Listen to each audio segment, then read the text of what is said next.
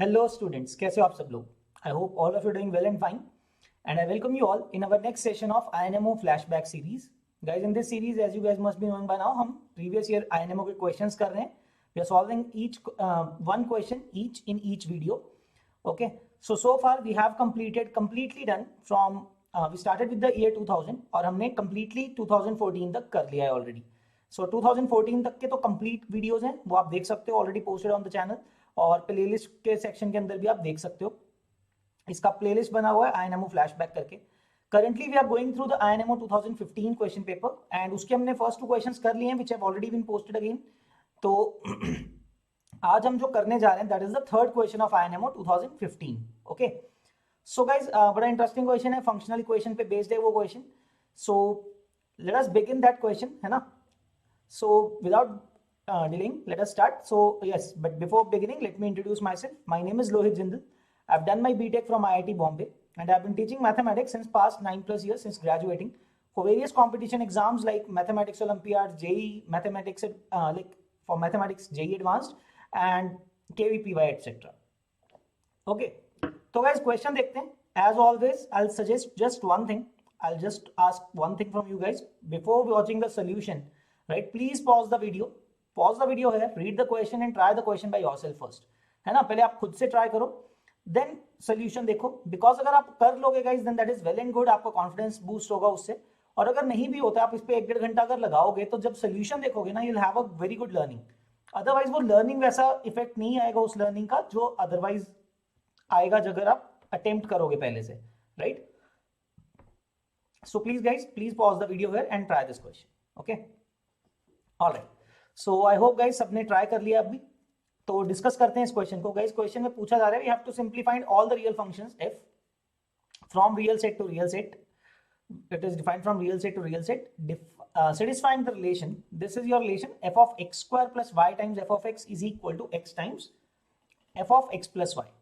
So guys यहाँ पे x और y दोनों independent variables हैं. We can put the values of x and y from by ourselves only. ठीक है, हम अपनी तरफ से ही डाल सकते हैं. तो गाइस हम स्टार्ट यहाँ से करते हैं बिकॉज f ऑफ 0 निकालना काफी बार जनरली इजी रहता है, यूजफुल रहता है. हम क्या करते हैं, let us put x equal to y equal to 0. ठीक है, x और y दोनों को 0 डाल देते हैं. क्या मिलेगा देखो लेफ्ट साइड पे, f ऑफ 0 बन जाएगा क्योंकि y भी 0 है, x स्क्वायर भी 0 है. देन दैट डजंट मैटर कि f ऑफ x की क्या वैल्यू है ना. इनटू y 0 डाल रहे हैं तो 0 ही हो जाएगा. और ये वाली टर्म तो 0 हो गई, एक्स स्क्वायर भी 0 हो गया. This will be equal to right side पे ये वाला बाहर वाला x ही 0 हो जाएगा, right. So you are actually getting one thing first of all that f of 0 is 0. ये तो आपको पता लग रहा है, no matter what f of 0 is going to be 0. Now guys let us do one more thing. This time around y को -x substitute करते हैं इस फंक्शन के अंदर. ओरिजिनल फंक्शनल इक्वेशन के अंदर f ऑफ y को -x रिप्लेस करते हैं. तो देखो क्या मिलेगा, f of x square minus x times f of x is equal to, ये x तो पड़ा रहेगा, inside the bracket guys क्या बन जाएगा यहाँ पे, f of x minus x which becomes x times f of 0. But since guys we know f of 0 is 0, we are forming an equation f of x square minus x times f of x, right, it is equal to 0. Yet another important step जो हमारे काफी काम में आएगा, right. तो guys हमें ये पता है, so for many all values of x, this is true for all values of x. आप x की वैल्यूज डालोगे इस फंक्शन के अंदर, कुछ वैल्यू आएगी, उस पे फंक्शन की वैल्यू क्या होनी चाहिए, 0 होनी चाहिए. Now guys let us make 2 cases. 2 cases समझते हैं हम यहाँ पे. देखो 0 कहाँ पे होगा हमें कैसे पता, we'll have to assume some cases, है ना. So guys first of all let us assume that there is some value, कुछ ऐसे x होंगे. देखो फंक्शन 0 पे 0 है, ये हमें पता लग चुका है. Now ये हमें ये बोल रहा है कि f के अंदर कुछ expression x squared minus x times f of x, उस पे फंक्शन की वैल्यू 0 है.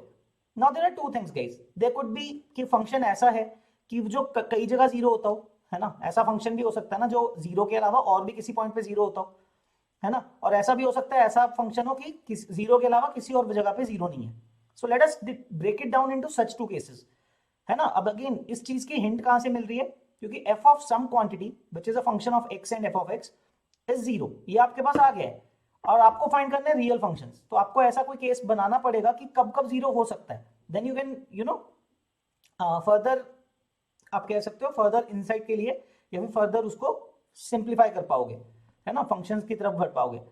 सो guys let us see the first case is let f of x is equal to 0. Okay, या फिर f of x नॉट मान लेते हैं उसको, या फिर a मान लो, कुछ भी मान लो. Let say f of a is equal to 0 for a not equal to 0. मतलब फर्स्ट केस में ऐसा मान रहा हूं कि लेट से मान लेते हैं कि अगर फंक्शन ऐसा है जो कि 0 के अलावा किसी और a पे भी 0 हो रहा है, लेट से अगर हो रहा है तो क्या होगा, राइट. लेट से the function is like that कि f ऑफ a पे 0 हो रहा है वेयर a इज नॉट 0, कि मतलब 0 के अलावा और भी कुछ ऐसे पॉइंट्स हैं और कोई वैल्यूज हैं x की जहां पे वो फंक्शन 0 हो रहा है, ठीक है, तो क्या होगा. सो गाइज अगर उसके अलावा भी कहीं पे 0 हो रहा है, नाउ लेट अस सी क्या कर सकते हैं इस केस के अंदर कि f ऑफ a 0 है ना, f of a is 0. Let us think क्या करते हैं इसके अंदर, जो ओरिजिनल इक्वेशन है, ओरिजिनल फंक्शन इक्वेशन है, उसमें x को a डाल देते हैं. Let us do just one thing कि x को सिंपली a डाल दिया. Let us substitute x equal to a in the original equation, ये वाली इक्वेशन के अंदर, ठीक है. तो क्या मिलेगा देखो, f of a square plus y times f of a, ठीक है, is equal to a times f of a plus y. Guys keep this thing in mind, a कोई कांस्टेंट है, ऐसे कांस्टेंट वैल्यूज हैं a की values, a are those values, a कोई ऐसी value है जहां पे फंक्शन 0 है अदर देन 0, राइट. 0 के अलावा x इक्वल टू 0 के अलावा a is all those values of x जहां पे फंक्शन 0 दे रहा है वैल्यू. तो उस x को अगर मैं a डाल रहा हूं इस ओरिजिनल फंक्शनल इक्वेशन को, मैं x में वो वाला a डाल रहा हूं अगर, तो क्या मिल पा रहा है देखो, since f of a is 0, ये पूरा टर्म 0 हो जाएगा, right. y times f of a 0 हो जाएगा. So this expression will convert to what, f of a square is equal to a times f of y plus a. Guys इसमें ध्यान रखना independent variable एक ही है, that is y. a तो कुछ constant है ना, क्योंकि a कुछ पर्टिकुलर कांस्टेंट्स की वैल्यू है. अब यहाँ पे गाइस एक चीज देखो, from this thing you can say f of y plus a, ठीक है, is equal to f of a square upon a, right, that is f of a square upon a. Guys अब जब आप कोई a की value कोई भी put करोगे, कोई पर्टिकुलर a की वैल्यू जहां पे पुट हो जाएगा वो, तो उस पे तो ये वैल्यू कांस्टेंट है ना, है ना. कोई a अगर आप पुट कर रहे हो फॉर एनी a, जो a की वैल्यूज पे फंक्शन 0 हो रहा है, x की वैल्यूज पे जो a वैल्यूज हैं, उसके लिए राइट साइड तो कांस्टेंट हो गया, but left hand side is independent of a, like not independent, उसके अंदर एक इंडिपेंडेंट वेरिएबल है y, मतलब मैं y को वेरी कर सकता हूं. इसका मतलब क्या हुआ, फिर तो फंक्शन कांस्टेंट हो गया ना. If right hand side is a constant and left hand side is f of y plus a, y की वैल्यू कुछ भी डाल सकता हूं पूरे रियल सेट में, तो y प्लस a भी वेरी हो जाएगा, पूरा का पूरा रियल सेट की वैल्यूज दे सकता हूं, है ना. तो व्हाट डज इट मीन कि कोई भी y की वैल्यू डाल लूं, वैल्यू तो सेम ही आने वाली है, ठीक है. What does it mean, that function is a constant function, right. This implies that function is a constant function. और हमने क्या बोला था, और 0 पे फंक्शन की वैल्यू 0 है, function is a constant, this implies f of x is a constant function, right, and which will imply, क्योंकि 0 पे 0 है और कांस्टेंट फंक्शन भी होना चाहिए, राइट. हर जगह सेम वैल्यू होनी चाहिए ना फंक्शन की, a पे भी a अगर 0 पे भी तो 0 आ रहा है, तो वो कांस्टेंट फंक्शन की वैल्यू है, तो 0 पे 0 है, that means f of 0 is equal to 0 is one of the function.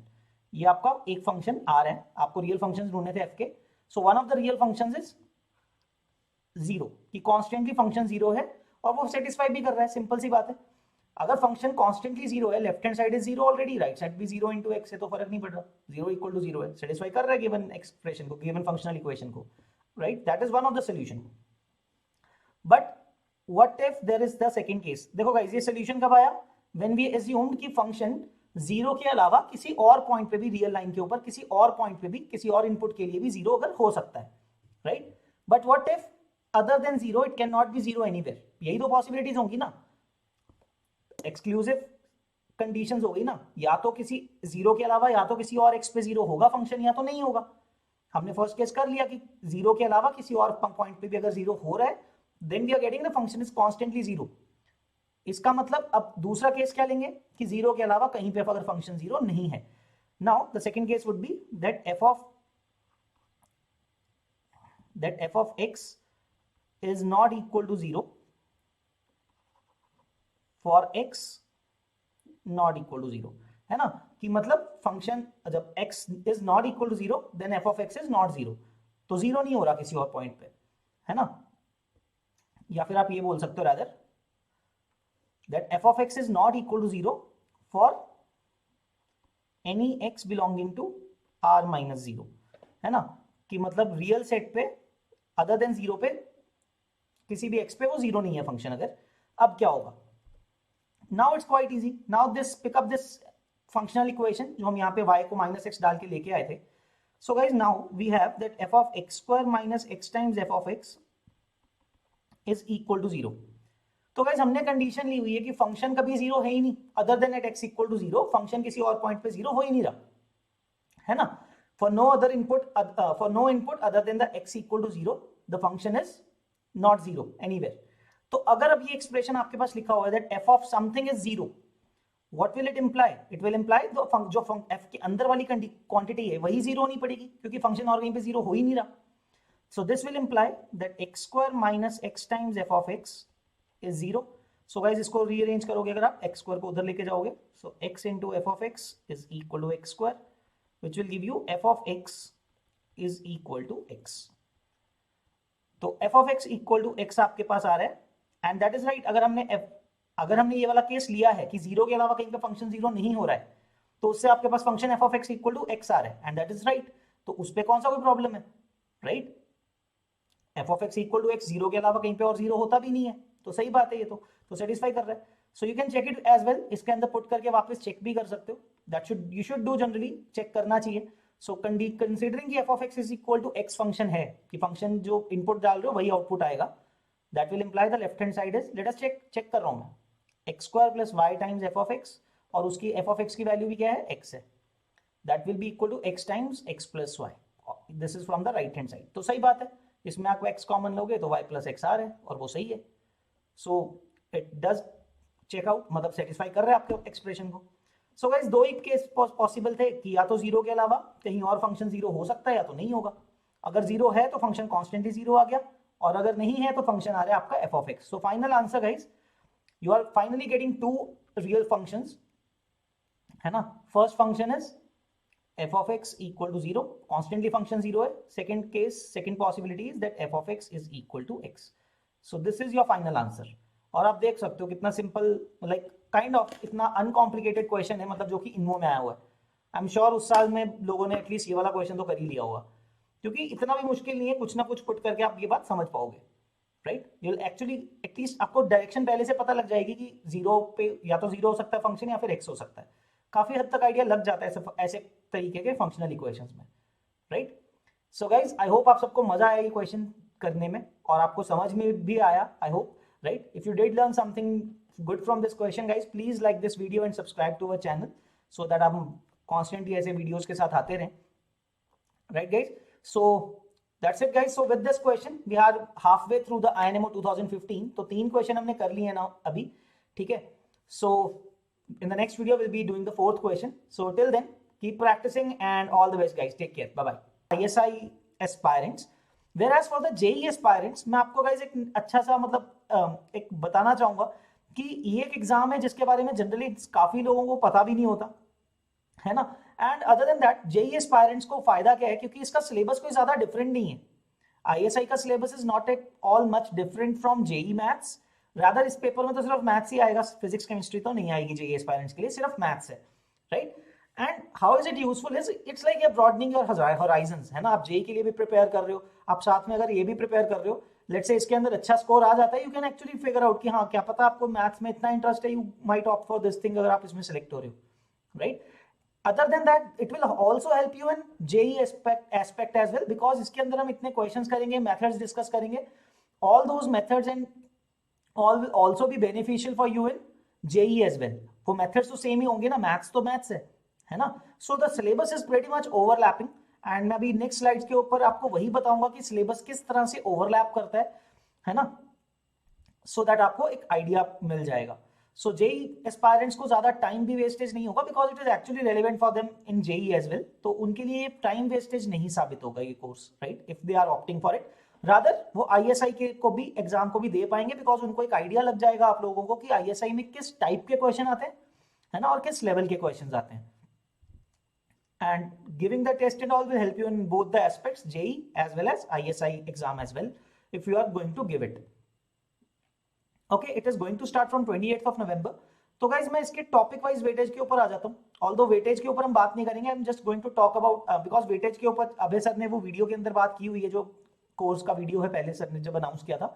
But I am trying to talk about the topics. जो टॉपिक्स आए हुए हैं वो आपके जेई के साथ कैसे मैच करते हैं, because most of you guys must be preparing for JEE who are watching this video, right.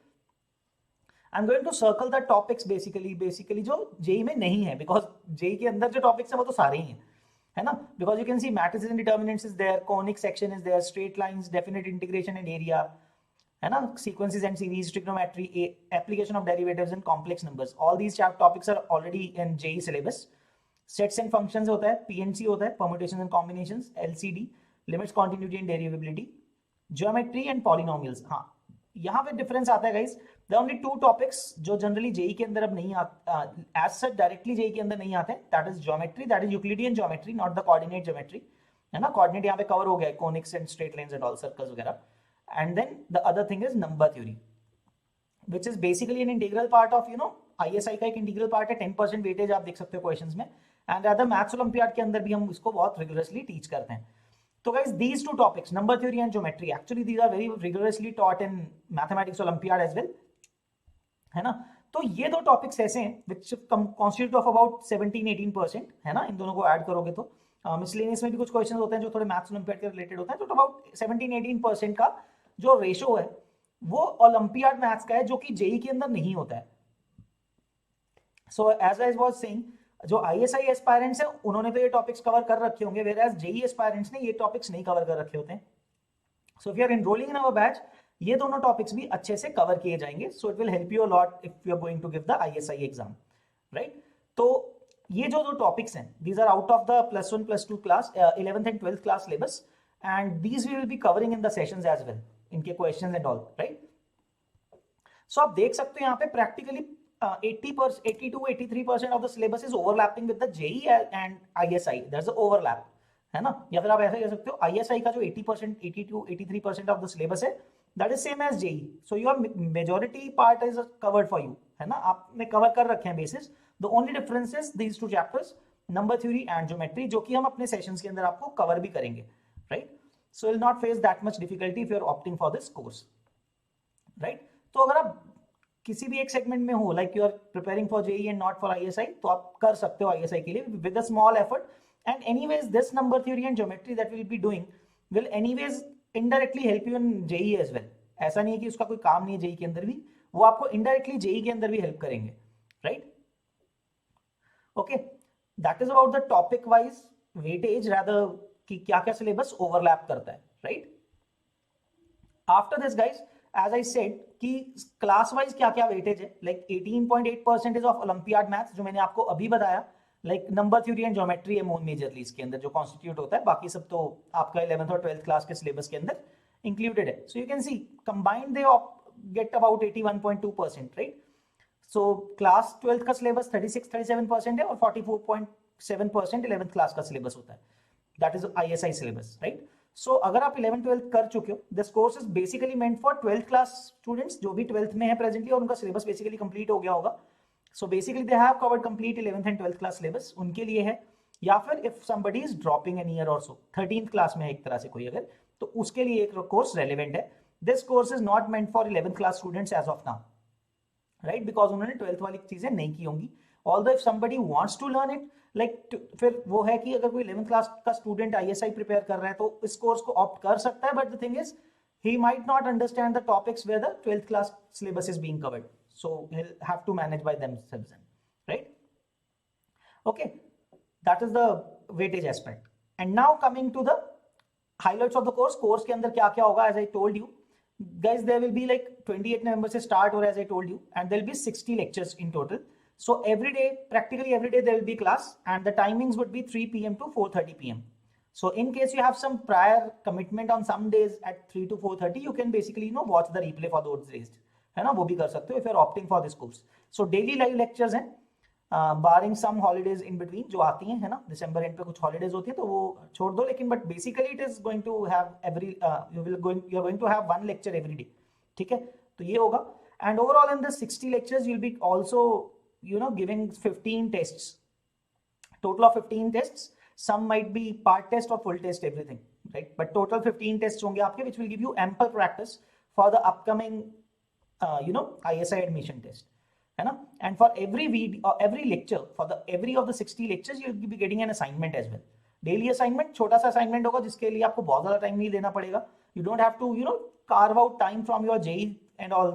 इसके लिए स्पेशली जो यू कैन से 1.5 hour का सेशन है और उसके साथ में half an hour, may be 1 hour maximum for the assignment every day. So 2.5 hours के अंदर आपका ISI प्रिपेयर हो जाएगा साथ साथ में. And alongside that will help in anyways. JEE के अंदर तो सेम आता ही है तो वो हेल्प करेगा ही करेगा. So it's like both ways आपका यूज हो जाएगा.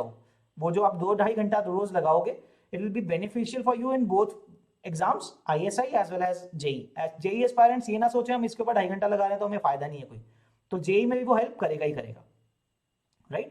And as I already told you, the target grade is class 12th and 13th. 12th class students जो भी 12th class के end पे हैं, और 13th class students like you over there who are dropping an year or so. ठीक है, so that basically आपका theory पूरा covered होना चाहिए. You should be knowing the theory because we don't have the time in these 60 lectures to cover the theory portion extensively. So हम just skim through करेंगे, revise करा देंगे ऊपर से 5-10 मिनट में, और बाकी के टाइम के अंदर हम questions करेंगे उसके pertaining, right? So that will give you a very good practice for ISI exam. Right? So guys, these are all the details about the course. ठीक है, so coming about the pricing of the course, that is about 5,555 rupees 0.55 after discount. Total price, initial price was 2,000. So after discount it is 5,555. And if you apply the code LJ Pro, right, you can click it. आपको अलग से लिखने की जरूरत नहीं पड़ेगी, description के अंदर जो लिंक है आप क्लिक करोगे, it will be automatically applied. So 10% additional discount आपको मिल जाएगा and you will get this course. You'll be able to buy the course at 5,000 rupees. ठीक है, तो guys 60 lectures and many more things are being provided to you in this course. So 5,000 a very nominal price accordingly, है ना, जितना हमने उसके ऊपर work किया है इस कोर्स के लिए, रिसर्च करके पूरे प्रीवियस पेपर्स के क्वेश्चंस भी इसके अंदर यूज किए हुए हैं, है ना, so that you get the proper idea as well. And many different countries exams is also used. So mathematics wise आप बहुत अच्छे से कंडीशन हो जाओगे उस एग्जाम के लिए, right? So that is it from my end, guys. So looking forward to see you guys in the class, है ना. If you opt for this course, you'll be able to see the sessions, slides and all once you enroll in that, right? Okay guys, that's it from my end. We'll see you in the classes. Hope to see you there. Okay, bye bye guys. Thank you from my end. Bye bye.